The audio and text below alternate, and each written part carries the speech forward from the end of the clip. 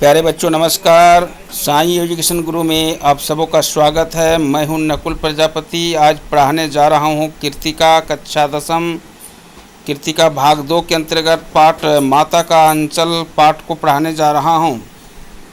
माता का अंचल शिव पूजन सहाय के द्वारा लिखा गया एक बेहतरीन कहानी है। अब ये कहानी में बहुत जगह लोकोक्तियों का प्रयोग है। ये लोकोक्तियाँ जो अनायास हम सबों की जुबां पर होता है और ये खेल खेल में बड़ा सुंदर ही प्रसंग दिया गया है। आजकल के बच्चे भी किस प्रकार से खेल में उलझे होते हैं और उस समय के बच्चे भी किस तरह से खेल में उलझते थे, इसका जीता जागता उदाहरण इस पाठ में दिया गया है। बड़ा ही सुंदर कहानी है, आप सभी ध्यान से सुनिएगा। देखिए, सबसे पहले शुरुआत होता है, जहाँ लड़कों का संग तहाँ बाजे मृदंग, जहाँ बूढ़ों का संग तहाँ खर्चे का तंग। याद रखिए, जहाँ बच्चे एक जगह जुट जाते हैं तो वहाँ नोच छो करना शुरू हो जाता है। नोचा नोची, लूटा लूटी, थप्पड़, गाली गलौज, गाना बजना शुरू हो जाता है। उसी प्रकार जहाँ बूढ़े लोग एक जगह एकत्र हो जाते हैं वहाँ विभिन्न प्रकार के खर्चों का बात आ जाती है। बातों बातों में कहने लगते हैं, का महतो जी कहाँ है, कुछ खर्चा पानी करो, तेरे यहाँ बैठे हैं। इसी प्रकार से जहाँ बच्चों का संग तहाँ बाजे मृदंग और जहाँ बूढ़ों का संग तहाँ खर्चों का तंग, ये लोकोक्तियाँ हैं। इसी प्रकार से इस पाठ में कई जगह विभिन्न प्रकार के लोकोक्तियाँ भी छाई हुई है। आप सभी उससे पढ़ कर के अवगत होंगे और नई नई चीज़ों को जानकारी हासिल करेंगे। हमारे पिता यानी लेखक यहाँ खुद अपने पिताजी के बारे में बात करते हैं। तड़के यानी सवेरे उठ करके निपट करके नहा धो करके मैंने पूजा करने बैठ जाते थे। हम भी बचपन में उनके साथ रह जाते थे। माता जी से केवल दूध पीने का नाता था, इसलिए अधिकांश समय हम पिताजी के साथ ही बिताते थे। बाहर की बैठक में ही सोया करते थे। वे अपने साथ ही हमें उठाते और साथ ही नहला कर धुला करके पूजा करने बैठा देते थे। जब हम भभूत का तिलक लगा देते तो हम उनको भभूत तिलक लगाने के लिए जिद करते, तो हमारे चौड़े लिलाट पर जब वो भभूत तिलक लगा देते थे तो त्रिपुण लगा देने से हमारे लिलाट में भभूत खूब खुलती थी। फिर तो लंबी लंबी जटाएँ थी। भभूत रमाने में हम खासे बम भोला बन जाते थे। तो इनका एक नाम और हो जाता था, बम भोला। जैसा आप सभी जानते हो, इनका बचपन का नाम भोलानाथ था, लेकिन चौड़े लिलाट पर त्रिपुण लगाने के बाद इसका एक नाम और बन जाता था, जब बम भोला के नाम से प्रसिद्ध होते थे। पिताजी बड़े प्यार से हमें भोलानाथ कह के पुकारते थे, पर असल में हमारा नाम था तारकेश्वर नाथ। प्यारे बच्चों याद रखिएगा, इसका वास्तविक नाम था तारकेश्वर नाथ, लेकिन बाबूजी बड़े प्यार से भोलानाथ कह के पुकारते थे। हम भी इसको बाबूजी कह कर के पुकारते थे और माँ को मैया। इस तरह से विभिन्न घर में आजकल भी अपने माँ पिताजी को संबोधन करने का अलग अलग तरीका है। कोई बाप तो कोई माँ, इस तरह से अलग अलग संबोधन माँ पिताजी को करते हैं। ये भी अपने पिताजी को बाबूजी और माँ को मैया कह कर के पुकारते थे। जब बाबूजी रामायण पाठ करते थे तब हम उनके बगल में ही बैठे बैठे आईने में अपना मुँह निहारा करते थे। जब वो हमारी ओर देखते तब हम कुछ लज्जा कर और मुस्कुराकर आईने नीचे रख देते, वो भी मुस्कुरा पड़ते थे। पूजा पाठ कर चुकने के बाद राम नाम शब्द जो है सो लिखने लगते थे।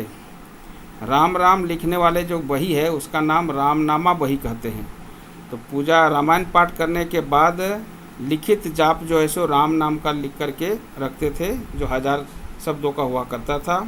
एक चौड़ी पोथी यानी मोटी पोथी बना करके बांध कर रख देते थे। फिर जाकर के 500 बार कागज़ के छोटे छोटे टुकड़ों पर राम नाम लिख करके आटे की गोली में लपटते और उन गोलियों को लेकर के गंगा जी की ओर चल पड़ते थे। उस समय भी हम उनके कंधे पर विराजमान रहते थे। वो गंगा में एक एक आटे की गोलियां फेंक करके मछलियों को खिलाने लगते थे, तब भी उनके कंधे पर हम बैठे बैठे हंसा करते थे। जब वो मछलियों को चारा दे करके घर की ओर लौटने लगते तब भी बीच रास्ते में झुके हुए पेड़ों के डालों पर हम बिठाकर झुलाते थे।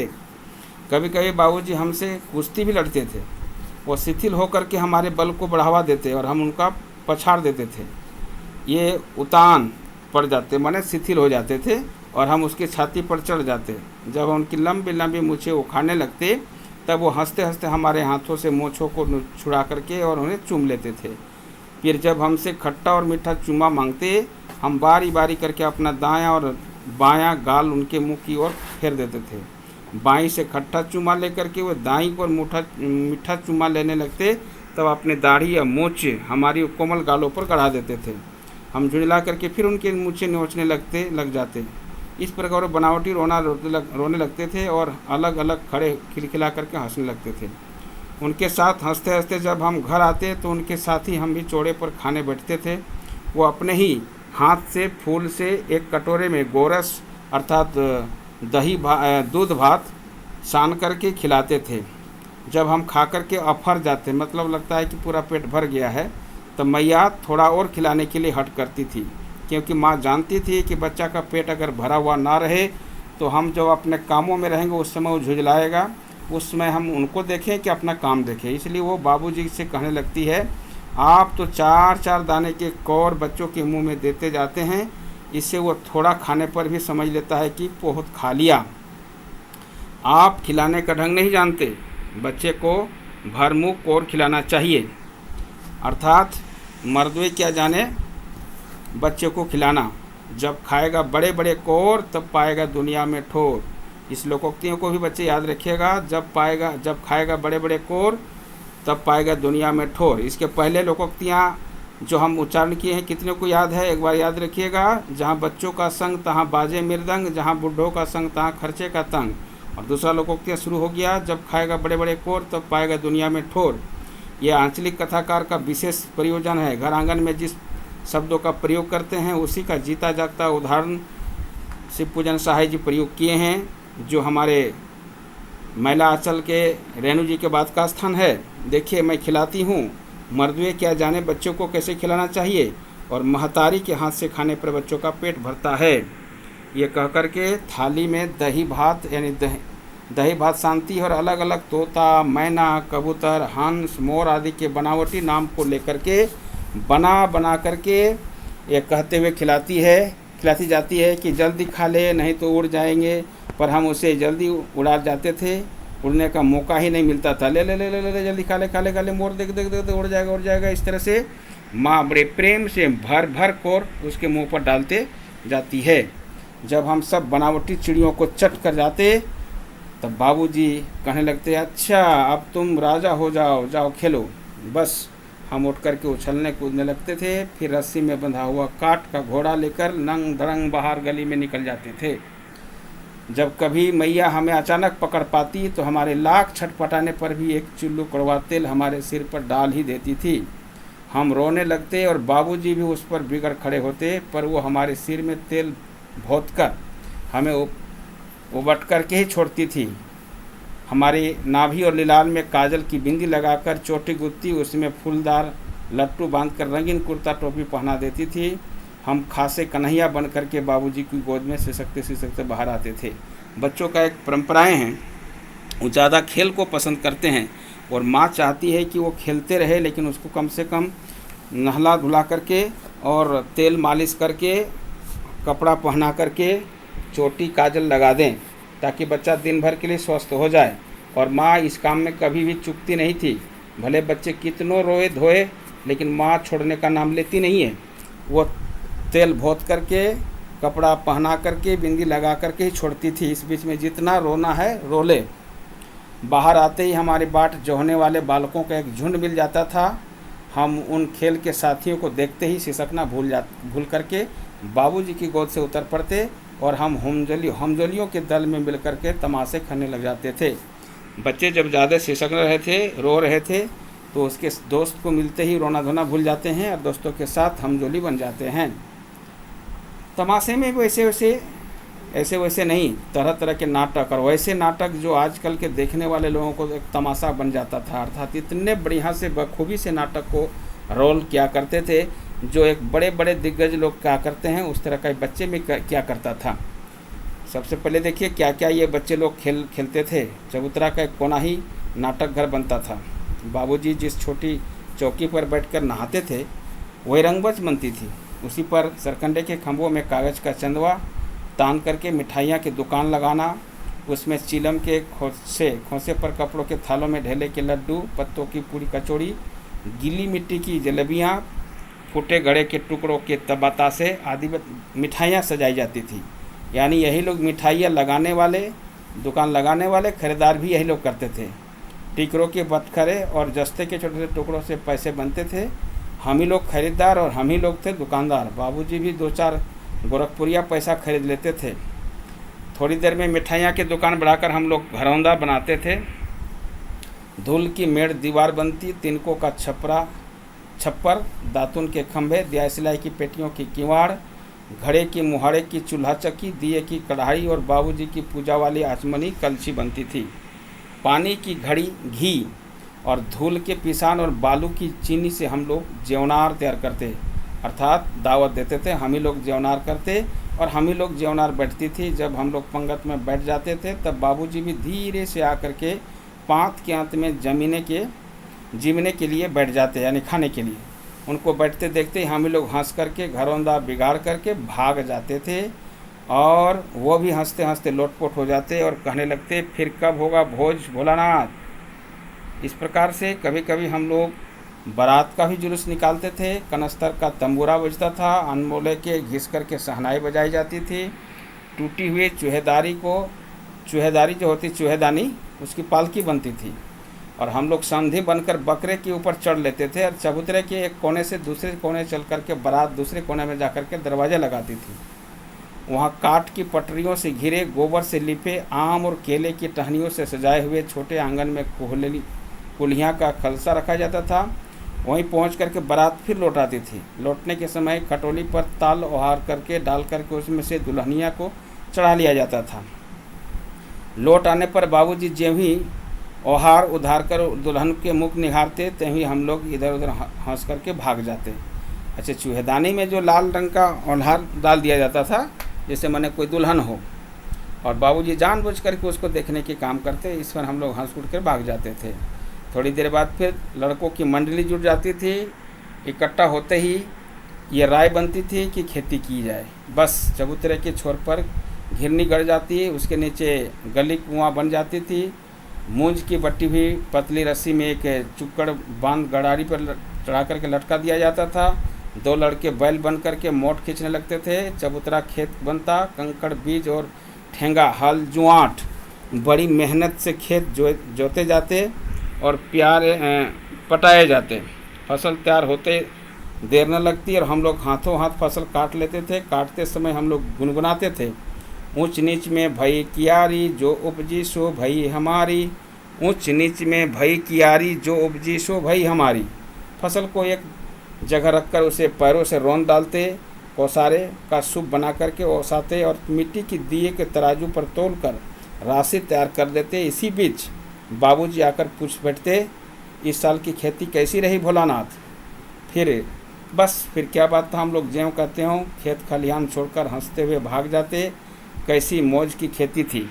इन्हें छोटे से बच्चों में किस प्रकार से खेल का जो आयोजन करते थे, उस आयोजन में एक बड़े बुजुर्गों का जो रोल हुआ करता था वो बखूबी लोग अपने छोटे मंडली में किया करते थे।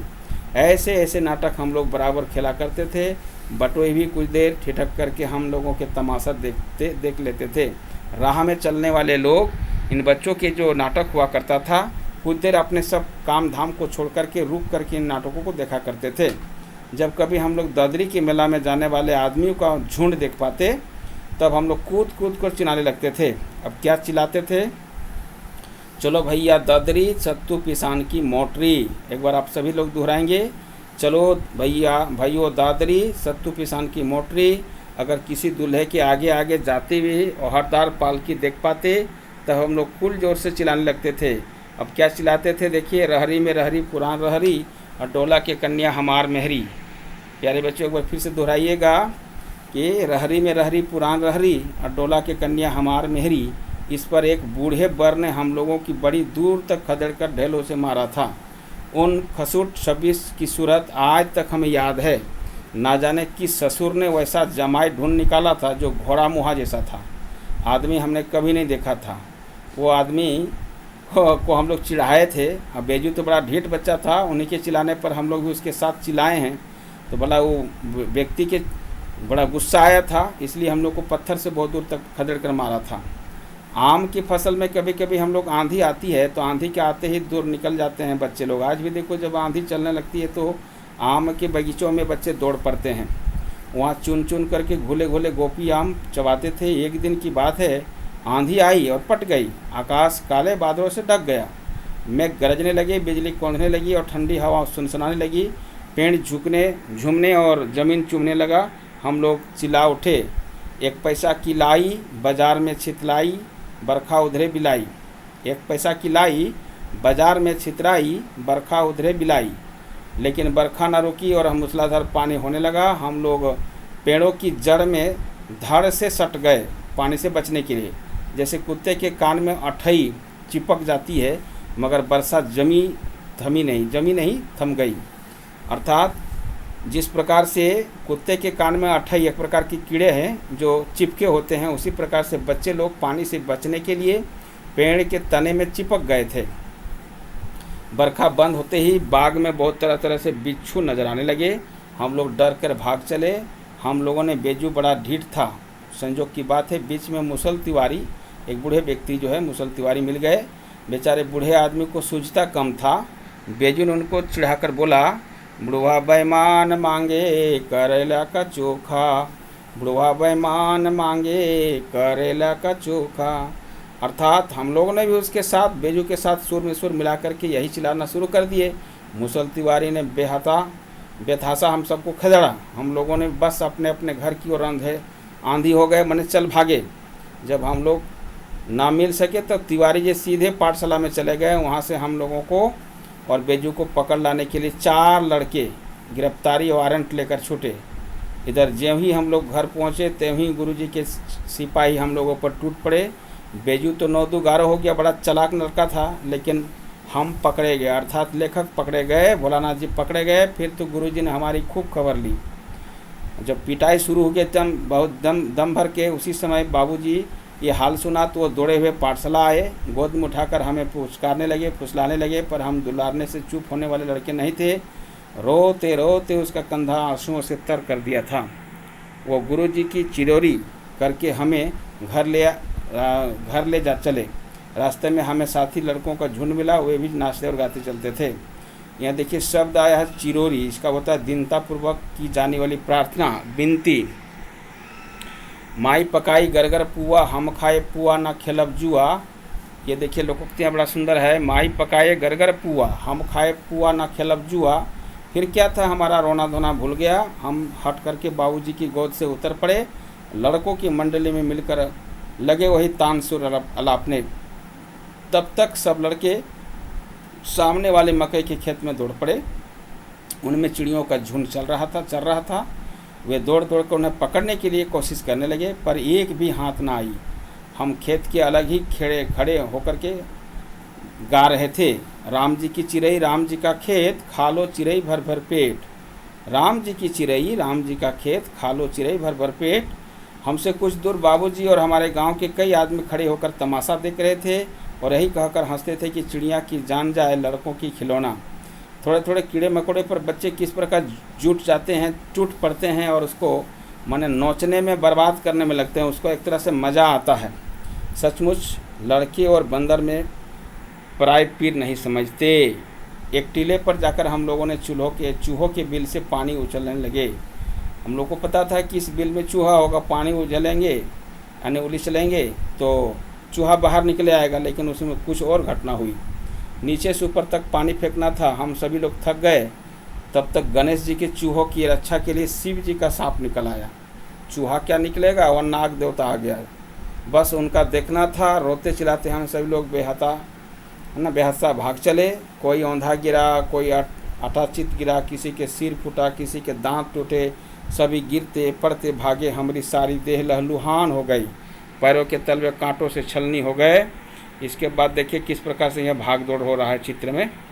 और हम एक सुर से दौड़ते हुए अपने घर घुस गए। उस समय बाबूजी के बैठक के ओसारे में बैठ कर के होका गुड़गुड़ा रहे थे।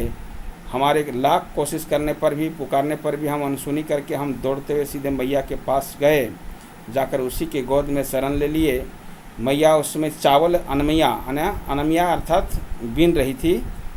हम उसी के आंचल में छिप गए। हमें डर से कांपते देखकर वो ज़ोर से रो पड़ी और सब काम छोड़कर बैठी, अधीर होकर के हमारे भय के कारण पूछने लगी।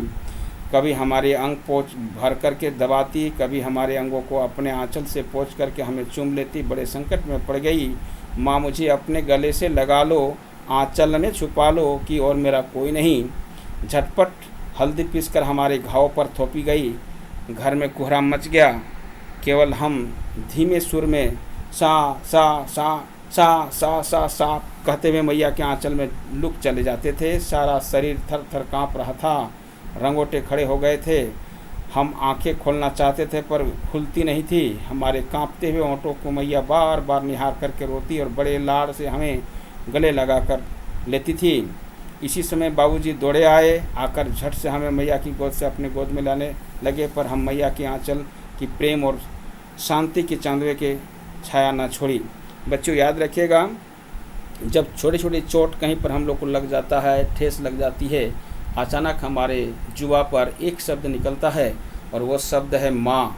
माँ में कितना ममता है, कितना वात्सल्य के देवी है, ये सब देखने को मिलता है। आए दिन कहीं भी थोड़ी सी चोट आती है, अनायास हमारे मुंह से माँ शब्द निकल आता है। तो फिर क्या कहना था, सांप का तो भय उस पर था, हालांकि सांप तो छुआ नहीं था और माँ को भय था कहीं बच्चों को तो सांप छू ना लिया हो। इसलिए अपने आंचल से बार बार सारे शरीर को पोंछ पाछ करके देखती है। बाद में पता चला कि हम देखे हैं, हमको सांप छुआ नहीं है। तब माँ को तसल्ली होती है और माँ सुख शांति को पाती है। इस प्रकार से ये गीत भी हम लोग बहुत दिनों से सुने हैं। माँ मुझे अपने गले से लगा लो, आंचल में छुपा लो कि और मेरा कोई नहीं। तो प्यारे बच्चों, यदि ये वीडियो आप सभी को पसंद आया होगा तो ज़रूर आप लोग देखिएगा, एक दूसरे को शेयर कीजिएगा। साथ में यदि किसी प्रकार का कमेंट करना हो तो ज़रूर कमेंट बॉक्स में लिखिएगा। धन्यवाद।